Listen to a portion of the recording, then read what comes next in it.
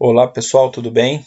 Mais uma vez aqui professor Thiago falando com vocês. Hoje apenas eu vou fazer um vídeo para a gente fazer uma correção das duas últimas atividades que eu mandei para vocês. A primeira é essa sobre a fertilidade, do Vale do Rio Nilo, tá bom? E a segunda atividade é essa que eu passei na última aula sobre o Sudão do Sul, tá bom? Um novo país que tem na África. Mas vamos voltar aqui para atividade do Rio Nilo. Bom, eu havia mandado esse texto para vocês lerem, tá bom? E no final aqui tinha duas questões para a gente responder, tá bom? Eu vou fazer a leitura do texto com vocês, depois eu vou mostrar algumas outras imagens sobre o Rio Nilo para ficar mais fácil essa correção, tá bom?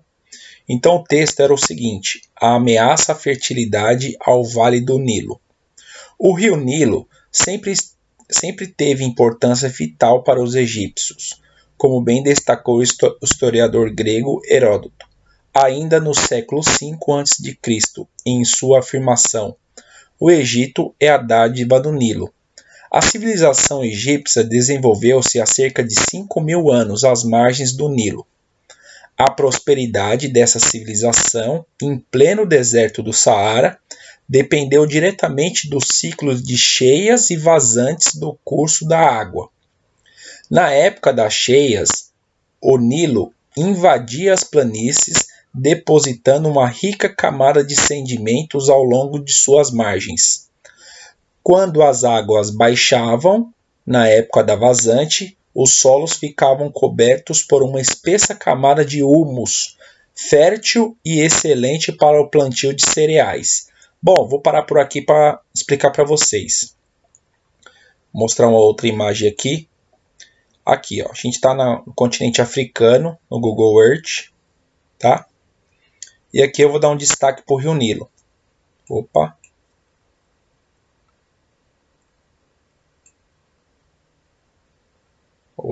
Vamos colocar ele aqui. Aí. Vou dar o destaque aqui para o Rio Nilo. Bom, esse é o Rio Nilo. Percebe-se que o Rio Nilo, ele passa de boa parte dele dentro do deserto do Saara, que é um dos maiores desertos do planeta. Bom, então olha aqui essa faixa amarela aqui, ó. Todo é o deserto do Saara. E boa parte do Rio Nilo está aqui, ó, passando pelo deserto do Saara. Então é uma região desértica, não é propícia a ter agricultura nessa faixa do deserto do Saara. Porém, o Rio Nilo ele vai agir nesse deserto, ele vai depositar uma grande camada de sedimentos na margem do rio. O que acontece? Durante os momentos de cheia do rio, a água extravasa o seu limite e invade aqui a margem do rio. As duas margens, tá? De um lado e do outro. E nos momentos de vazante, o que acontece? Essa água recua a seu estado natural. Só que nesse recuo acabou deixando um monte de sedimentos aqui na margem, e esses sedimentos, o humus, que ele fala no texto, vai fertilizar essa faixa de terra aqui. Então aqui nas margens do rio vai ficar bem fértil para desenvolver a agricultura.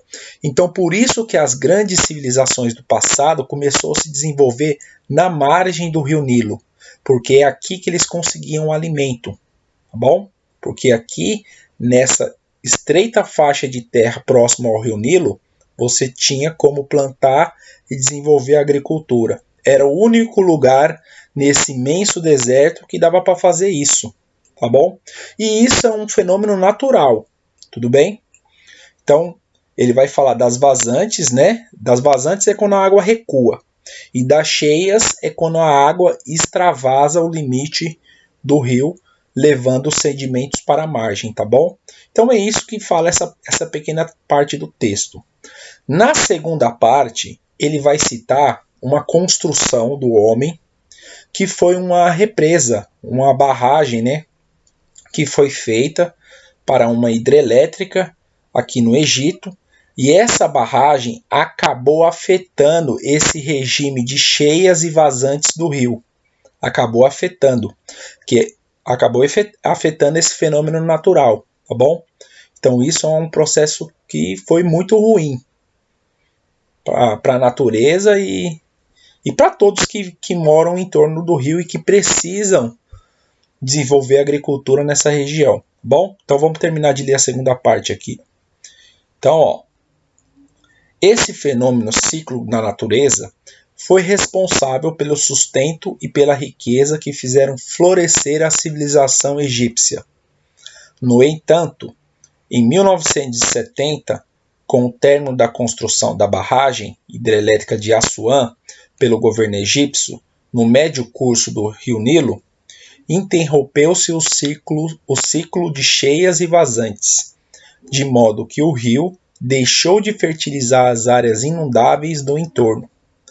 Tal fato colocou em risco o desenvolvimento agrícola nas áreas jujantes da barragem, pois a fertilidade natural dos solos do Vale do Nilo poderá se exaurir em poucas décadas. Então, está falando dessa barragem que vai complicar a vida do rio, o ciclo natural das cheias e das vazantes, tá bom? E aí a gente tem as duas perguntas aqui. Como as águas do rio Nilo desempenharam um papel muito importante para o desenvolvimento das atividades agrícolas realizadas em suas margens? Bom, a primeira parte do texto aqui ajuda, que é a parte que explica das cheias e das vazantes. Durante as cheias, o rio se expande para as margens, levando sedimentos, tá? Quando tem-se a vazante, que o rio retorna ao seu estado natural, aquele sedimento ficou depositado na margem do rio e aquilo fertilizou a terra para desenvolver a agricultura. Tudo bem? Na pergunta 2, na B, ele vai falar: por que a construção da usina hidrelétrica de Assuã provocou impactos diretos no desenvolvimento das atividades agrícolas praticadas no Nilo? Ora, a parte final do texto aqui está explicando que essa usina, que essa barragem hidrelétrica, ela acabou afetando o curso natural das cheias e das vazantes do rio Nilo. E isso afeta a agricultura, porque deixa de levar sedimentos para as terras na margem do rio. Tudo bem? Beleza. Essa foi a nossa primeira atividade que a gente vai corrigir. Vocês façam a correção aí de vocês. E agora a gente vai para a questão do Sudão. Tudo bem? Essa lição aqui eu enviei na semana passada. E a gente vai... a gente vai fazer agora a correção da segunda lição sobre o Sudão do Sul. Eu vou ler esse textinho aqui que eu passei para vocês. Vou explicar um pouquinho desse mapa e fazer a correção da única questão que tem aqui embaixo. Tudo bem? Então vamos lá. Vamos compreender o texto. Na África, nasce hoje o Sudão do Sul, o país mais pobre do globo.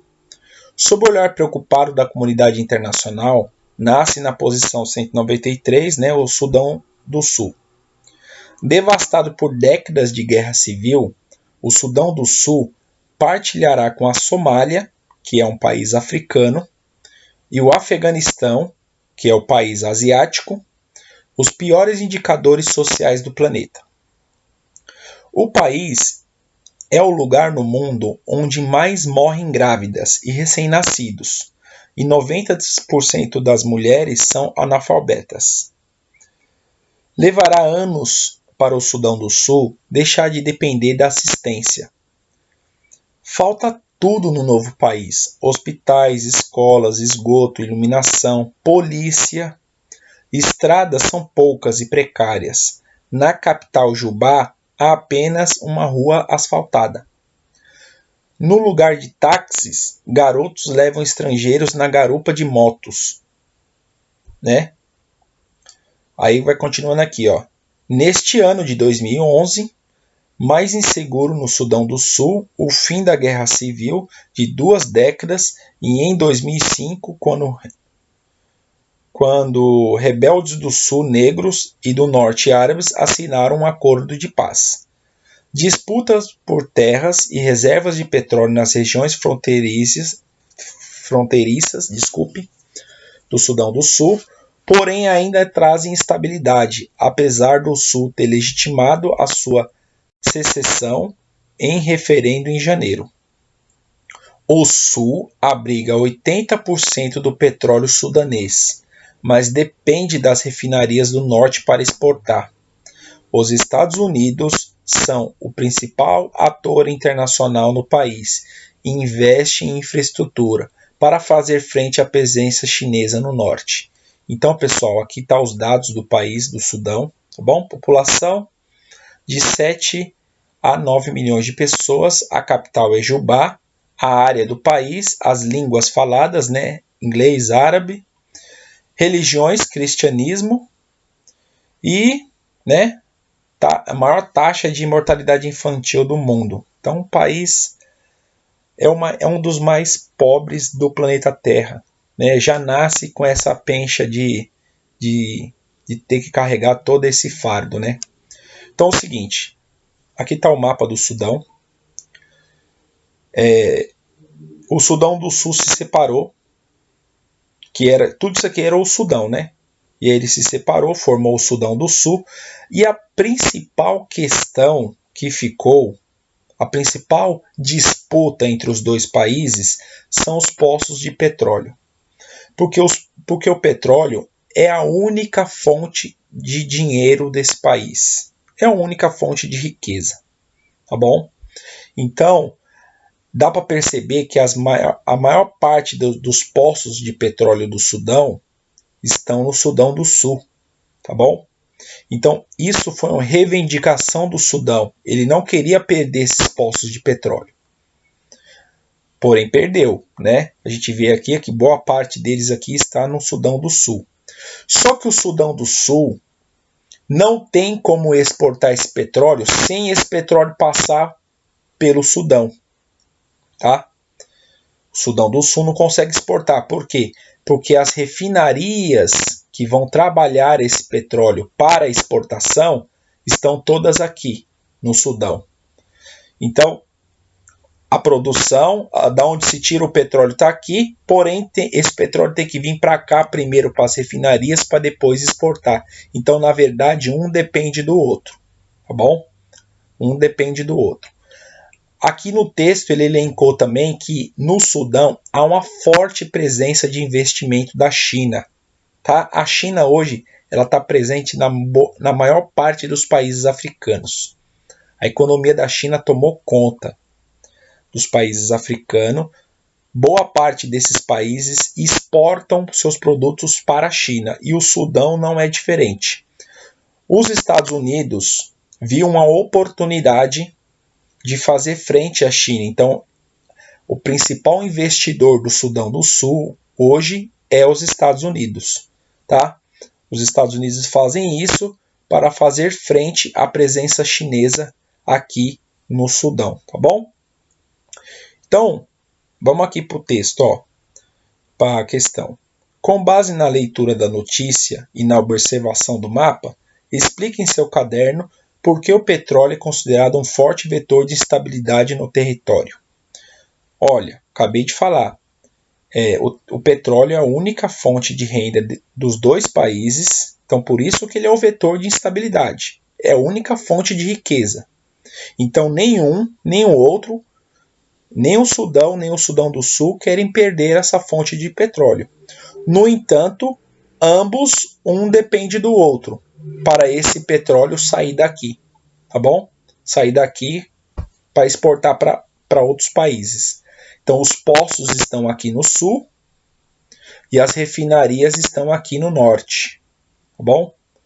Então, isso é um vetor de estabilidade para a região.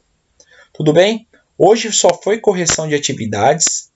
Na próxima quinta-feira eu vou passar a lição para vocês. Tudo bem? Pessoal, fiquem bem. Espero que dê tudo certo e que a gente retorne logo, tá bom? Tchau!